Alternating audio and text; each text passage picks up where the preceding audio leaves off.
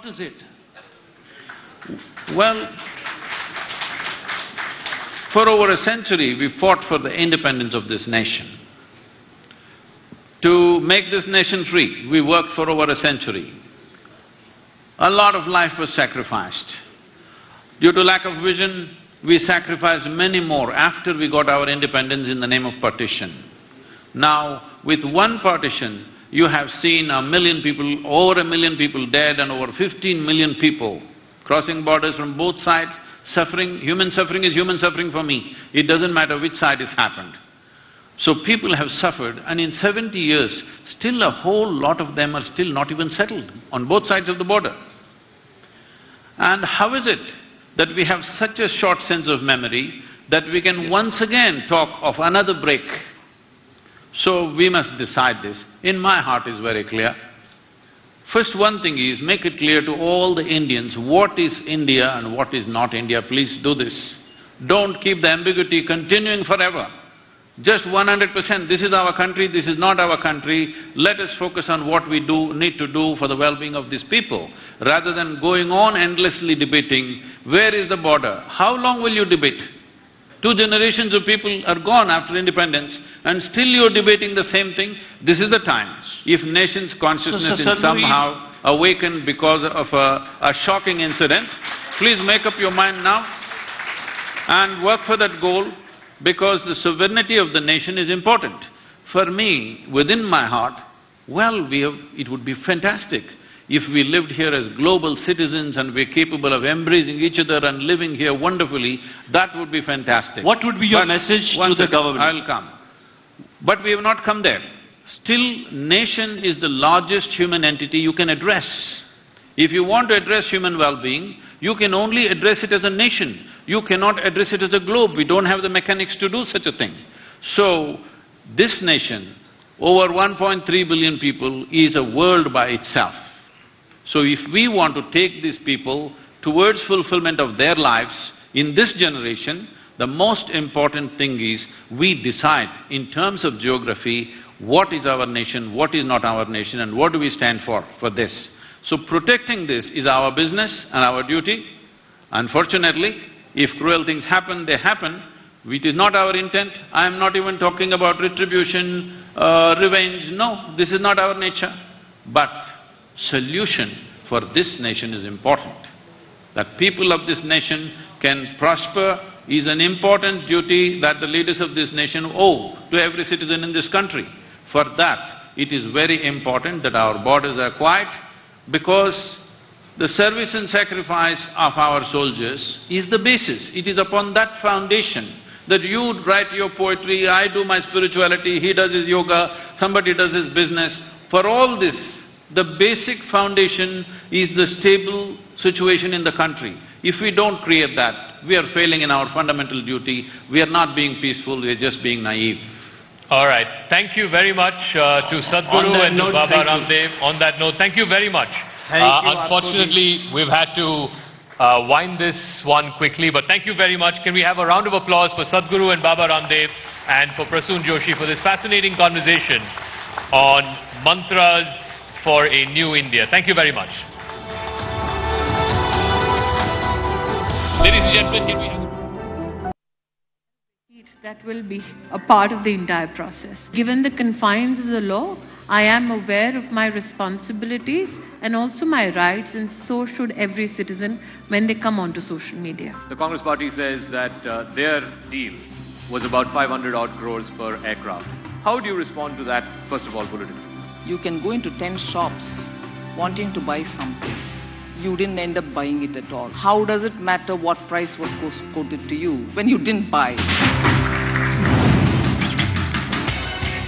How bad does it feel when a love affair goes so awfully wrong? Because I'm guessing that you were deeply in love with Hrithik Roshan at one point, and then to be let down like that.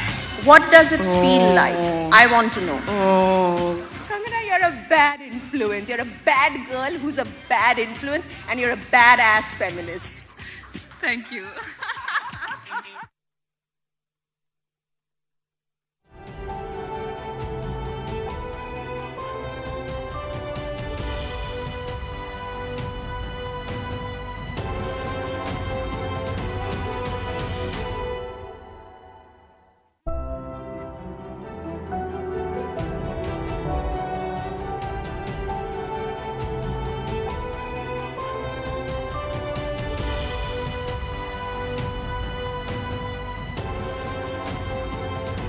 Rising India programme ਜਿਸ ਦੇ ਵਿੱਚ ਖਾਸ ਤੌਰ ਤੇ ਪ੍ਰਮੁੱਖ ਸ਼ਖਸੀਅਤਾਂ ਪਹੁੰਚੀਆਂ ਹੋਈਆਂ ਤੇ ਉਹਨਾਂ ਦੇ ਨਾਲ ਵਿਚਾਰ ਚਰਚਾ ਕੀਤਾ ਜਾ ਰਿਹਾ ਹੈ। ਰਾਈਜ਼ਿੰਗ ਇੰਡੀਆ ਯਾਨੀ ਕਿ ਕਿਸ ਤਰੀਕੇ ਦੇ ਨਾਲ ਆਪਣੇ ਦੇਸ਼ ਭਾਰਤ ਨੂੰ ਹੋਰ ਅੱਗੇ ਵਧਾਇਆ ਜਾ ਸਕਦਾ, ਕੀ ਵਿਊ ਪੁਆਇੰਟਸ ਰਹਿ ਸਕਦੇ ਨੇ, ਕਿ ਕੁਝ ਆਈਡੀਆਜ਼ ਹੁੰਦੇ ਨੇ ਮਾਹਰਾਂ ਦੇ ਵੱਲੋਂ ਇਸ ਮੁਤਲਕ ਆਪੋ ਆਪਣੇ ਵਿਚਾਰ ਜੋ ਨੇ।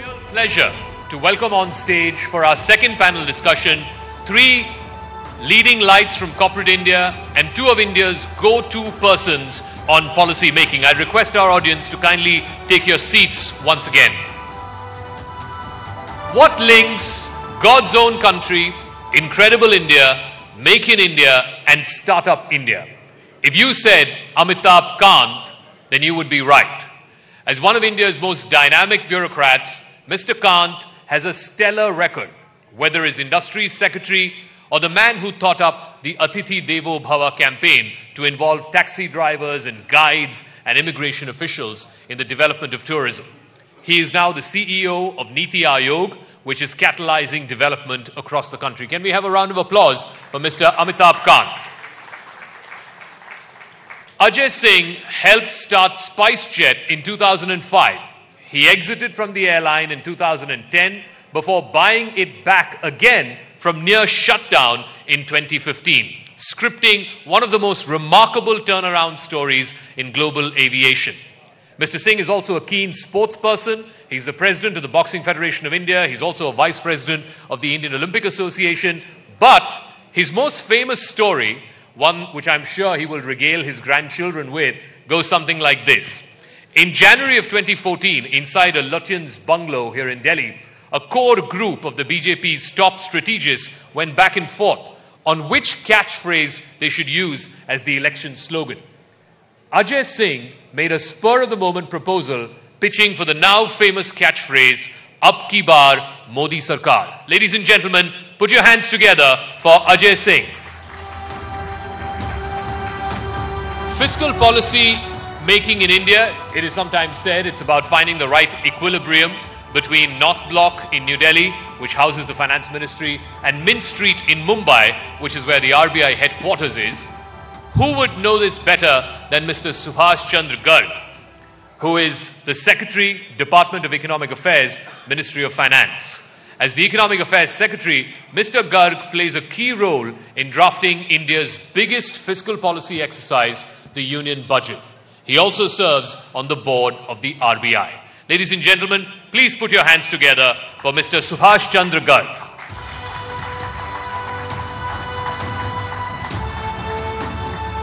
Sunita Reddy is the Managing Director of Apollo Hospitals. She has spearheaded Apollo Hospitals into a forerunner of integrated healthcare service provider of global standards. She was instrumental in bringing the first FDI into healthcare in India and subsequently in taking the organization to the international equity markets through a successful global depository receipt, or the GDR. Educated at the Stella Maris College in Chennai and Harvard Business School, Ms. Reddy is an avid fitness enthusiast. She's mindful about healthy living and following a balanced diet. Ladies and gentlemen, Sunita Reddy. And finally, at one time, you will see Robin Raina, Ebix INX chairman, on news channels talking about how he drove his company towards faster growth.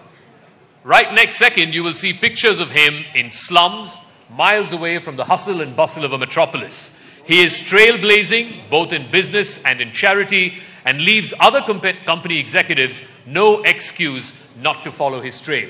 In his own words, Mr. Raina wants to make charity fashionable and cool. Ladies and gentlemen, please welcome Robin Raina. And these leading lights from the corporate world and the government will be in conversation with CNBC TV18 Managing Editor Shireen Bhan for a session titled Get, Set, Grow.